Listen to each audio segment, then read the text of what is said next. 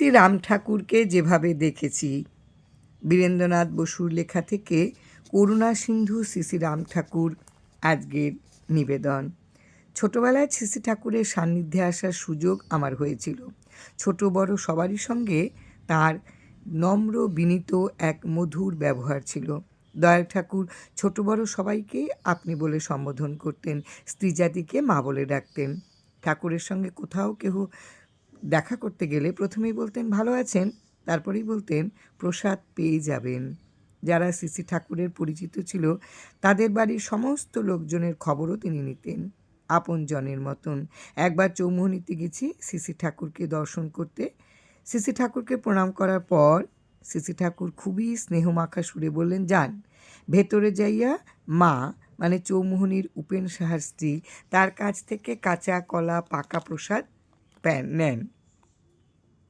এভাবে এখানে বলা আবশ্যক যে সমস্ত জিনিসে শ্রী ঠাকুরের ভোগ হতো তার মধ্যে কাঁচা ও পাকা কলার বিশেষ স্থান ছিল। নিজের শিষ্য ছাড়াও অন্য সবার সঙ্গে তারই আপনি সম্বোধন ও শ্রদ্ধা করাই ছিল তার বৈশিষ্ট্য। কিন্তু তার চরিত্রের অন্য একটি বৈশিষ্ট্য ছিল জীবজগতের সঙ্গে তার বন্ধুত্বের এক নিবিড় সম্বন্ধ। এই প্রবন্ধে আমি এই প্রাণী জগতের সহিত শ্রী ঠাকুরের সম্বন্ধের কথাই উল্লেখ করছি। ঠাকুর 12 বৎসর বয়সে গৃহত্যাগ করে তার গুরু অনঙ্গদেবের সঙ্গে সাক্ষাৎ করতে পদব্রজে ডিঙ্গামানিক থেকে কামরূপ কামাখ্যার দিকে ছুটে চললেন। তার মনে শুধু একটাই চিন্তা ছিল, কত তাড়াতাড়ি গিয়ে গুরুদেবের দর্শন পাবেন। শ্রী ঠাকুর নিজ মুখে বলেছেন, পথে যেতে যেতে অনেক হিংস্র জীবজন্তুর সঙ্গে ঠাকুরের দেখা হয়েছিল, কিন্তু এই সমস্ত বন্যজন্তু তার চলার পথ সুগম করে দিয়েছে। কামাখ্যায় গুরুর সঙ্গে 2-1 দিন থাকার পর গুরু শ্রী ঠাকুর আর তার অন্য এক শিষ্য চৈতন্য ভুগকে নিয়ে হিমালয়ে যান। সেখানে পৌঁছে শ্রী ঠাকুর কঠোর তপস্যা আরম্ভ করেন এবং এই সময় শ্রী ঠাকুর অষ্টসিদ্ধিও লাভ করেন। এই অষ্টসিদ্ধি লাভ করার জন্য শ্রী ঠাকুরকে কঠিন তপস্যা করতে হয়েছিল। সকাল থেকে সন্ধ্যা পর্যন্ত পাহাড়ের উপরে উঠে কঠিন তপস্যায় মগ্ন থাকতেন।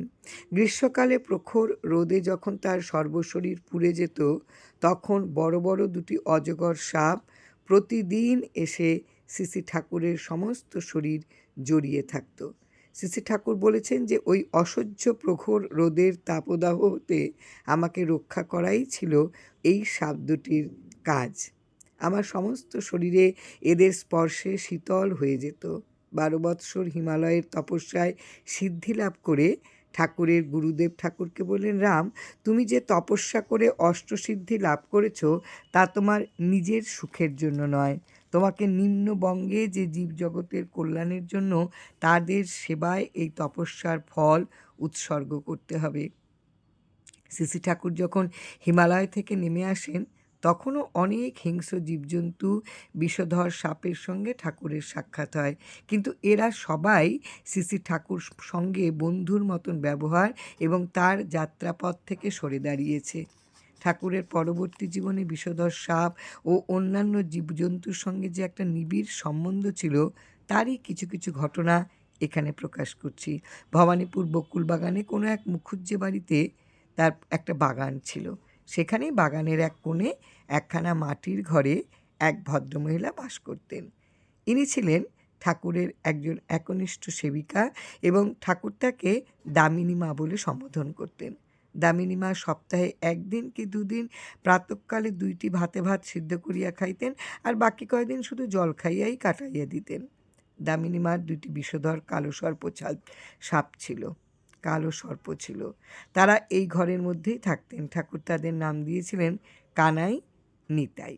ঠাকুর বললেন যে যেদিন দ্বিপ্রহরে রৌদ্রে একেবারে ঝাঝা করে উঠত এবং অসহ্য গরম সকলকে অস্থির করে ফেলত, তখন এই কানাই নিতাই ধীরে ধীরে এসে ঠাকুরের গায়ের উপর শুয়ে থাকত।